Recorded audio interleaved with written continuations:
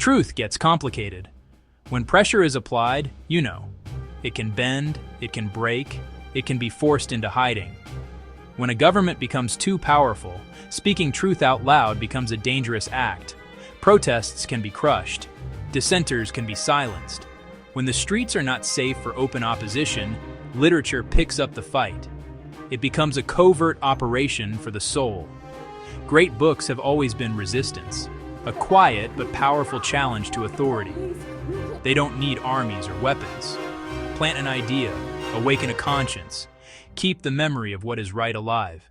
When a writer decides to confront power, they don't march on the Capitol, they sit down at a desk. Their arsenal is not made of steel but of words, meticulously chosen and arranged to dismantle injustice from the inside out. The primary weapon is narrative. A story is not just an escape, it is an infiltration. It invites the reader into a world, seemingly for entertainment, but once inside, it systematically reveals the mechanics of oppression. We become participants in a character's struggle, feeling the tightening grip of a tyrannical regime, the slow burn of social inequality. Next in the arsenal is symbolism, the art of packing a universe of meaning into a single, potent image. Think of the all-seeing eye of Big Brother, a changed slogan on a barn wall. These symbols become cultural touchstones, viral ideas spreading far beyond the pages, providing a common language for dissent. Character breathes life into political critique. George Orwell's 1984, published in 1949, is not just a novel. It is a user's manual for tyranny. It provides a chillingly detailed blueprint of how a totalitarian state can achieve and maintain absolute power. The most effective control is not physical, but psychological.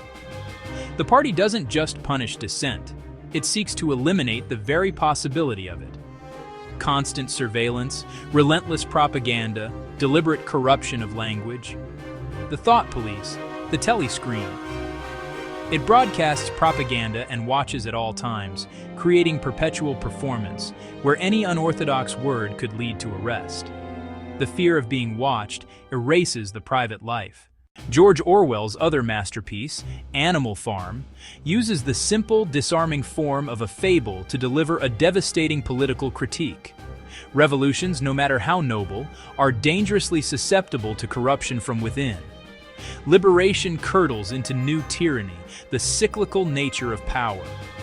Getting rid of one oppressor is not enough. You must guard against the rise of a new one. The commandments begin as pure ideals. All animals are equal. Power consolidates under Napoleon. Laws are amended to justify privilege. No animal shall sleep in a bed with sheets.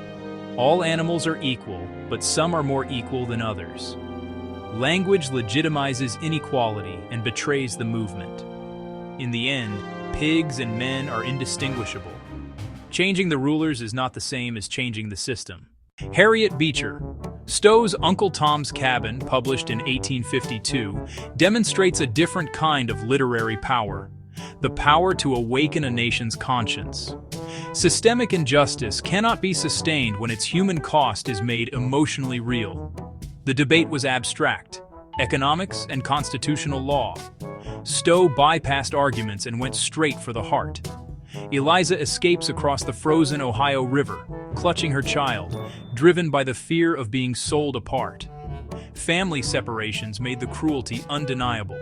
Uncle Tom, Eliza, little Eva. Rich inner lives, deep faith, profound bonds. The novel dismantled racist propaganda by humanizing suffering. It sold widely, filled theaters, and polarized a nation into moral reckoning.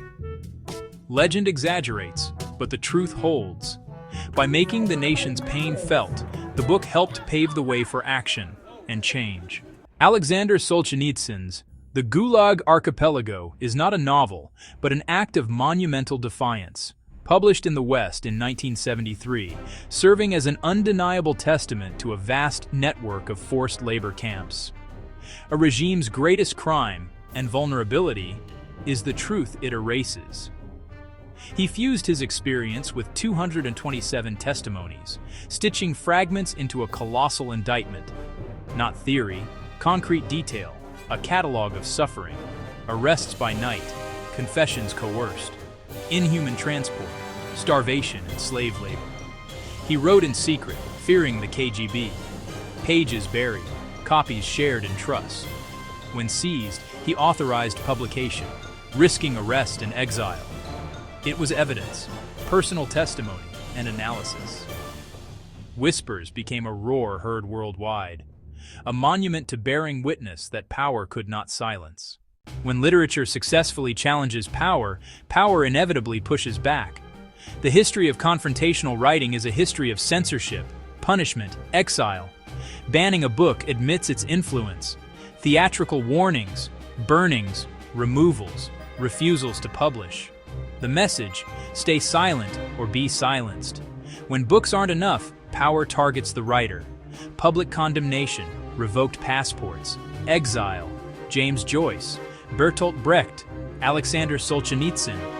Exile isolates, but sharpens perspective. Imprisonment physically silences dissent. Ken Saro-Wiwa was executed. Václav Havel was repeatedly jailed. The writer's body becomes a site of struggle, and martyrdom can amplify the message. Fear of a poem, a novel, a play confesses fragility. The blanked line and empty shelf speak louder than any decree. Political systems, especially oppressive ones, thrive on abstraction, statistics, 5-year plans, national security, and economic imperatives. Abstraction distances policy from consequence. A 2% rise, a region pacified, clinical and detached. Literature rejects this abstraction. It drills down to one breathing individual. Instead of poverty, you meet a family weighing impossible choices. Instead of political prisoners, you sit with one person, loneliness, fear, flickering hope. The harm becomes emotionally clear and morally urgent. Progress for a nation, or the old woman losing her ancestral home, the house her grandfather built with his hands. Progress, at what cost, and for whom? Protest literature counters grand narratives with intimate truths. It preserves names, faces, lives against erasure. In every political decision, a person's life will be changed forever. Yeah, that's really the point. In the end, great literature endures for reasons beyond beautiful language and clever plotting. It survives because it is our conscience, our memory bank, especially when both are under attack. Power makes people forget, rewrites history, erases crimes, silences victims. It cultivates collective amnesia. Literature defies forced forgetting. Books store personal and collective memory. 1984 preserves the very idea of objective truth. Testimony gathers silenced voices into a permanent record. Literature guards factual and emotional truth from manipulation. Oppression reduces people to numbers, categories, obstacles. A book restores the person. It affirms an inner core of dignity that cannot be extinguished. Literature outlasts empires. In the long, slow battle between power and truth, literature is the enduring fortress, where memory, conscience, and human dignity are kept safe.